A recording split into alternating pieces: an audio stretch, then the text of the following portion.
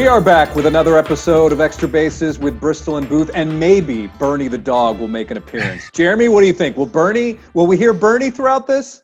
Pretty good chance Bernie's going to chime in with his views on the Astros, probably. Okay. The bigger story right now in baseball is the fight for social justice, racial inequality.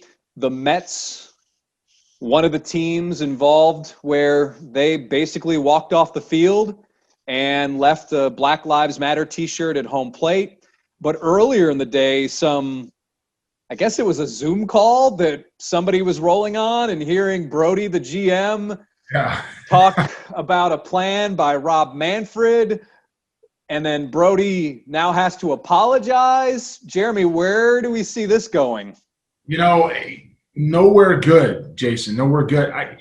First of all, that's the first time I can remember somebody being publicly critical of the commissioner like this. It just doesn't happen. He wasn't publicly critical. The only reason he was publicly critical is because he was caught on, I assume, Zoom. Okay, so Hot Mike goes public, but he said, Jason, when it comes to leadership, and I'm paraphrasing, leadership, Rob just doesn't get it. That's not commonly uttered. That gets to the public, right? In any sport. I can say this.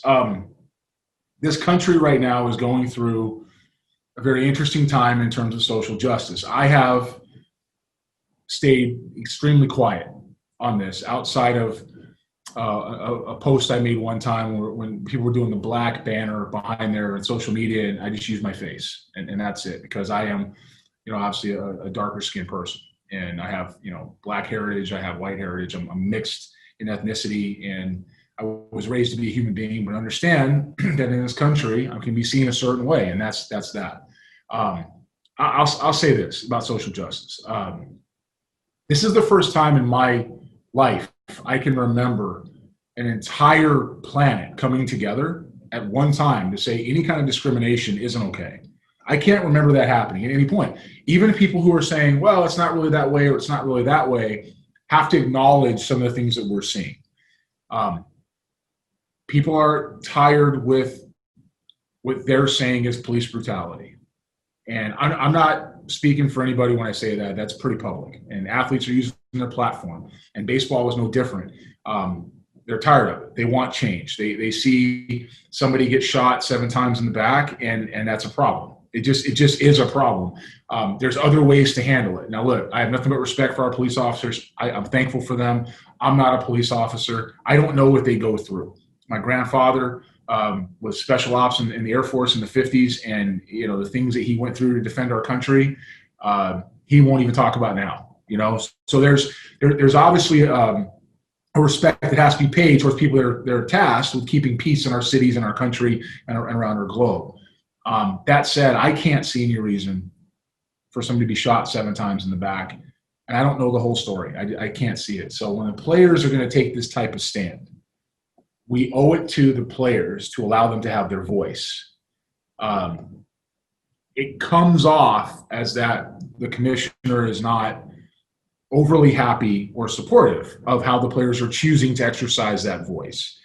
It seems that Brodie is trying to explain in some way to whoever he's talking to that the commissioner just doesn't get it, that this is what the players need to do, need to allow them to have this voice. Brodie has a unique perspective of being a player agent. So he understands what it means to deal with players and what on a daily basis and their thoughts. Rob has not done that. He just hasn't. He's always represented ownership. He's always represented the office. It's a dicey situation to be sure. It's not one that I think anybody is happy is happening. I don't think Brodie wishes it's that way. I'm certain the commissioner doesn't wish it's that way. And we're not done with it. It's going to continue. There's going to be some kind of an apology maybe from Brodie Van Wagenen. I don't know that he has to apologize. Do I think there might be some? He did in a statement. Yeah, I don't know that he should. I think, does he have some clarity maybe to make? Okay. Does he apologize for saying it? No, you're not sorry for saying it. You're sorry that it went out. You're sorry that it got public. That's okay. Hey, I'm sorry some internal comments I made got public. Not I'm sorry I said it. Are you? Are you really? Because I don't think you say something like that casually. So commissioner and the Mets will have their conversation. I'm sure this is going to get around the league, and we'll find out where this goes. That this was the commissioner's idea. In actuality, this was Jeff Wilpon's suggestion. My frustration with the commissioner was wrong and unfounded. I apologize to the commissioner for my disrespectful comments and poor judgment in inaccurately describing the contents of his private conversation with Jeff Wilpon. Now that's done. Okay. All right, let's move on now. Okay. Yep. Let's move on now to the Astros. And one hot topic is the surging play of Kyle Tucker within a team that has a lot of injuries and issues, most of those issues being injuries. He has picked it up a little bit of late. Sure. In fact, the blog Climbing Tal's Hill laid out an argument on why basically Kyle Tucker may become the player that everyone thought he would become, noting that he is hitting better on the road. He's a better hitter 0-2 and 0-1 than he is in 1-0 and 2-0 counts, and that his plate discipline has increased dramatically and his walk probability has increased as well. I don't think a week, any player in Major League Baseball can have a good week or week and a half. Yeah. I think the jury's still out, but that's me. This season is 60 games, okay? It's a snapshot of what a normal year is going to be. And a week, a month, 2 months, it's still 60 games. People can get hot all the time. Major League players are defined by not only what they do when they arrive, but what they do after they have some at-bats under their belt, and what they do after those at-bats vest, who they ultimately become. Kyle Tucker hasn't answered those questions for me. He's a big leaguer on athletic ability. He's a big leaguer on tools. No one said he didn't belong in the big leagues. The question is going to be, is he worthy of the 5th pick in the draft? Is he somebody that's going to live into the impact that the Astros saw when they selected him? Players change. You have the ability to evolve. He has shown flashes throughout his minor league career being able to hit, right? So something's going to show up at some point. I think you got to give it the rest of the year, let him play, and give it next year. And when you give it 21, we'll have a feel of who this guy really is. He arrived in 19, correct? He got here in 19. He was obviously on the postseason roster last year, or 18 rather, postseason roster in 19, and he's here in 20. Let's see what happens in 21 when all those at-bats have kind of come together and he's actually played every day for a little while, and then we'll know. And until then, he's got some questions to still answer and some things he has to do to perform. But that's no different than any other big leaguer. It's just too early to make that decision. One thing that I saw that really kind of ate at me was this news that the Yankees are furloughing a bunch of scouts. And obviously you're also seeing that teams are not having scouts at events and games and things like that. Whereas it's just a really, I just have so much respect for that profession, and to see what's happening to these guys. Is this just the snowball continuing to roll from what the Astros did a couple of years ago, or is there something deeper going on here? Outside of players, one of your biggest expenses is scouting and player development staff. It just is. The budgets on the road, the salaries, the flights. It's an enormous undertaking. I don't know that people quite understand how much money that really is until you have to pay for it. And, I'm in a position now where I have to pay for it. So I understand that is very expensive. It doesn't mean that there's no value in it. It doesn't mean it's not necessary. It's just an expense, okay? If you're looking at only the bottom line, and you're listening to people who are in your employ and in key positions in your organization that only care about that bottom line, then the first thing you're going to look at is how to eliminate those expenses, okay? Now, 2020 is an interesting year. Major League Baseball, with the current situation that we have with COVID, has an opportunity to accomplish a lot of things on their agenda list in one shot because the money is just different. You don't have fans in the seats. You don't have people buying concessions. You don't have people buying tickets. You don't have people buying merchandise, really. People are just watching TV at home and they're watching the games that way. So, amateur scouts have been out to run around because they got to be there. Amateur scouts got to go do that. They have to do it. Pro scouting, you have ballparks. You have alternate sites, which is really what that article was about in The Athletic that we're talking about. It was an alternate sites. It wasn't necessarily about the stadiums. And so people are looking at ways to cut budget. That's what it comes down to. Now, with expiring contracts, you have a lot of scouting departments that have gotten pretty big. This is going to be unpopular for some people in my inner circle, but they know I feel this way, so I'm going to say it. Sometimes there's too many people, too many cooks in the kitchen, and sometimes you have too many people saying the same thing again and again and again. So when you're making these decisions, you look at expenses is last, believe it or not, but you look at budget, you look at quality of performance, you look at track record, you look at position. Is it necessary? Do you have 2 or 3 of these people? How does it apply to what your vision of the organization is as you evolve? And so I think what's really happening is a mix of things. I think teams are looking at their budgets. Okay, these guys can go. These guys can go. These guys are paid X amount of dollars, and they're at this point in their life, and we're going this direction. Doesn't make it right to slash big budgets. Doesn't make it right to cut people in a couple of markets like they have. Seattle Mariners, my former club, they fire 13 or 14 guys, scouts or something like that. That's massive. That's massive in one shot. The Yankees, 60? Was it 60 player development personnel? Yankees furloughed around 60 player development employees, and the Cubs reduced their scouting and player development staff as well. Yeah, so when I see teams like the Yankees and the Cubs and the Angels, who have a ton of money, they're just really wealthy clubs, the expense budget goes out the window. To me, it's more of a direction. It's an organizational direction, and how they're choosing to evolve. Why they're doing that, I don't know. There are rumors out there that I have heard that there is an all-out war on scouts. There just is an all-out war on scouts. Major League Baseball is accomplishing this goal with the minor leagues, where they're going to cut back by X number of teams, and the short season affiliates are going to go away. Well, those player development jobs got to go away too. There's just nowhere to put them, right? So those are going to go automatically. In a normal year, you see 2 or 3 scouts let go and turned over. The Brewers let go, I think, of 3 as well, right? There's no plans to replace them as of right now. They may absorb it internally. They may bring people from the pro side. They may go back to one department, which was around 25 years ago. So I think that what we've gotten is we've gotten a little bit staff heavy in some situations, and what clubs are going to look to do, in my opinion, not some of the clubs that have had this attack, the Lunau attacks, if you will, in scouting, not what Mike Elias is doing in Baltimore.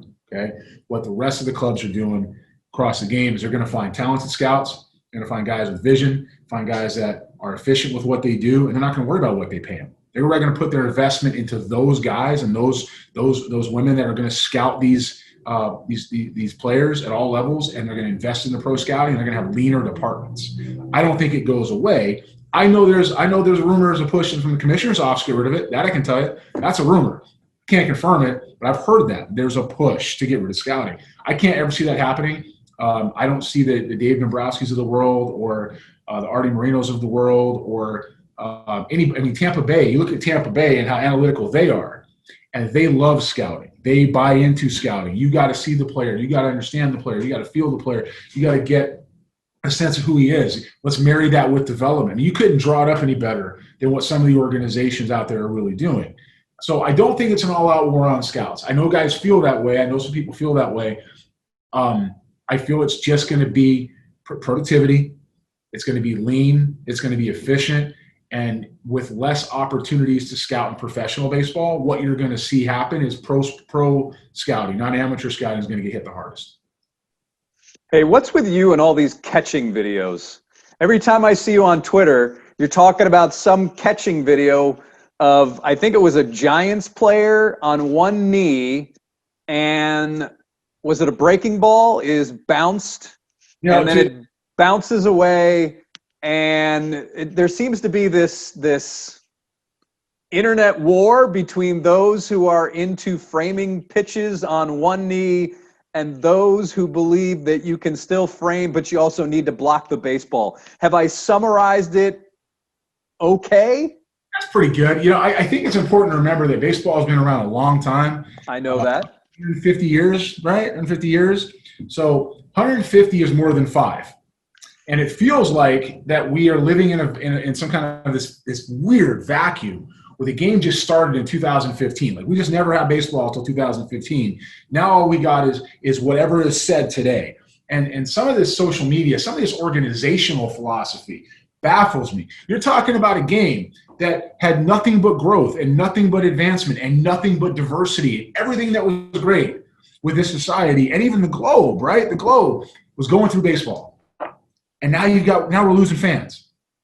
People aren't watching as much. Now the games are taking 11 hours to play. How many World Series, and this is the World Series, how many World Series games did we just cover in the last 2 years where we're looking at each other like, let's go. Let's go. And that's the World Series. Like that's what you play all year for, right? I agree. You got to put in rules where we have to have 3 batter minimums now for pitchers because we have so many balls and so many foul balls and so many swings and misses. The game has just changed entirely different. It's entirely different than what it was as far as how we're doing it. And part of that is catching.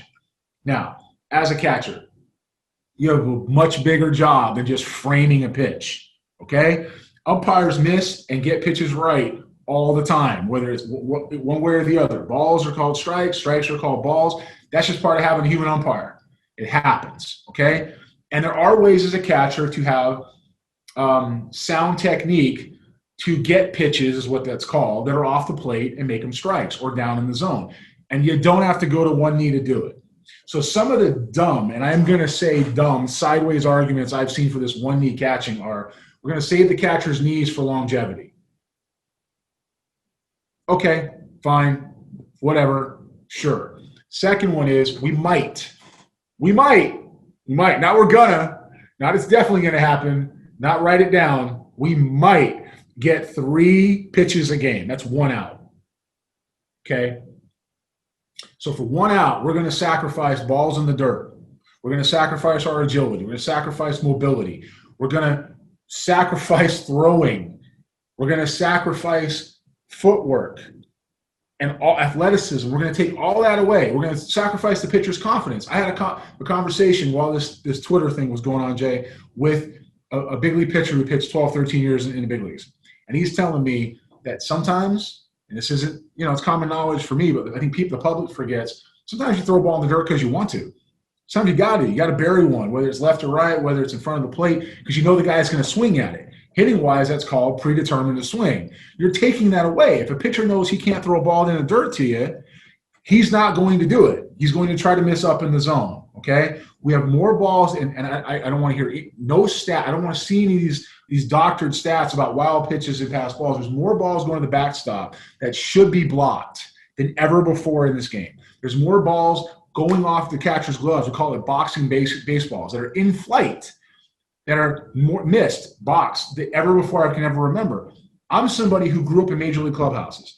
I'm somebody who was raised by all-stars and Hall of Famers in some respects on how this thing gets done. I think those guys had a clue.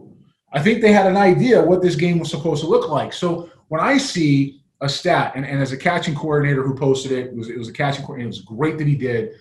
He wanted to understand what the big deal was in Twitter, so you couldn't really read the sarcasm, right? But he said, in the minor leagues, it was 7 to 10 more wild pitches or balls to the backstop per night than usual. That means 7 to 10 more bases. That's all. I thought he was being serious. He was actually making my point. If you're telling me that 7 to 10 more balls are getting by you, that's 7 to 10 more bases you've given up. So you didn't tell me 3 pitches that you might get, that you don't need to do this for, you might get. It's going to sacrifice the running game. We're going to sacrifice blocking baseballs, and we're going to give up 10 bases? On what planet does that make sense? I'm sorry. I guess I'm off base. I guess 10 bases isn't that much. Let's just go ahead. That's 3 runs. That's 3 runs. 3 runs for 3 pitches. Sounds fair to me. Sounds reasonable. So we have these guys who, whatever reason, want to argue about the math on this, right? Because they're teaching it. They're teaching this one knee stuff. It doesn't work. It's unnecessary, and it's painful to watch. Now, if you're a guy like Maldonado, because he was part of this topic the other night, right? If you're a guy like Maldonado who's a Gold Glove winner, man, you can catch on your head. I don't care. I'm going to trust you to get it done, okay? But he drops his knee, early in the count. He drops his knee when he understands who's on the mound. Framber Valdez, pretty good breaking ball. It's a 12-6 curveball, knows what he's doing with it. They know what they're trying to do on that pitch. They know when it's going to be buried. If you ever watch Maldonado, I went back and looked, when he knows they're trying to bury one, he's not doing that. He knows he's got to throw, he's not doing that, right? He's doing it when he knows he doesn't have to, when he understands a base runner, and when he knows what the point of the pitch is. These are all the things that people on the outside don't see. They don't see it. So this Twitter war we're doing, I think the phrase is going to go die on a hill, right? So that's the hill we're all dying on right now. I'm dying on it. Some guys that we know are dying on it. Some of the commentary behind the scenes is entertaining. But hey, man, it's 2020. We got COVID. We're going to battle. Right now, that's what it is. We'll call it the COVID catching battle. I would love to know what Tony Pena, because when I was growing up, Tony Pena would stick out basically his entire leg as almost like a stretching exercise. Yeah. But I would love to see if he did that deep in the counts or just early in the counts. But then again, he was so good that, I guess he could stand on his head as well. But everything he did, Jason, was fast and athletic and loose. Another guy, Benito Santiago, fast and athletic and loose. But those guys, when they went to one knee, it wasn't in situations where it was about rest. It wasn't about getting lower, and it was only in certain counts. It wasn't every pitch. When they had to throw, you're never going to see that because they got to get to their feet. And the ironic thing about Benito Santiago is we all remember he was the guy that made throwing from your knees popular in the modern era. He caught the ball, went straight to his knees and did it. You can go, if you're in normal position, traditional position, you can drop to your knees and throw. You can't do it the other way. So if the whole point is to be faster on the ground and you're going to tell me being on the knees is faster, it's not. If you're going to tell me being on the knees is faster, why we get out of a traditional stance to go to that is beyond me. But like I said, COVID 2020, catching, it's been a weird year. We'll chalk it up to a weird situation. We'll move on. How many Gold Gloves do you think Benito Santiago won? I don't have the answer, so I'm going to guess 4. 3. Pretty close. Yeah. I think it's a successful podcast when we drop Benito Santiago into it. Tony Pena. Tony Pena. Yeah. Man, he played for Santiago. I didn't realize. I mean, you think of him as a Padre, right? Padres, Marlins, Reds, Phillies, Blue Jays, Cubs, Reds again, Giants, Royals, Pirates. Wow. I kind of remember him with the Giants too. I remember with the Pirates and the Cubs, I think. I don't remember the rest of the teams. I have no recollection with him with the Pirates, but Padres and Marlins are the two that I remember the most. Oh, Marlins, yeah. All righty. I think on that note, we should say adios. All right. No Bernie, but that's okay. Bernie. We had Benito, not Bernie, but Benito. All right. Good. Everybody, thanks for watching and listening to the Extra Bases podcast with Bristol and Booth. Till next time, stay safe, everybody.